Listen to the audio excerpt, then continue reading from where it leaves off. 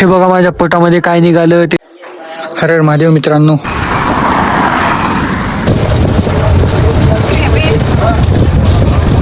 Guys मी आता आलोय उदगीर मध्ये, तिथं गव्हर्नमेंट हॉस्पिटल जवळ ऑफिस मध्ये. हे बघा इथं मध्ये कॅमेरा. हे बघा माझ्या पोटामध्ये काय निघालं ते. सोनोग्राफी मध्ये बघा काय दिसतंय ते. काय आहे की बघा मी आता गावात आलो आणि मी रस्त्यानंच आहे. कारण मी बिल्लाजी झालोय गाईच. आता रोडला माणसं बघत नाही ना काही नाही, डायरेक्ट फोन काढून बोलतो. कारण लाजलो तर ते काही माझ्या घरचं माझे म्हणजे ते काही माझं पोट भावायला येणार नाहीत. डायरेक्ट बघूया आपण ग्रामपंचायत दिसली का ग्रामपंचायत आहे रोड बघायची हो का आमचं घर. चला काहीच आता मी डायरेक्ट त्याची लव्ह स्टोरी सांगितला. शब्द बोल बरं म्हणा.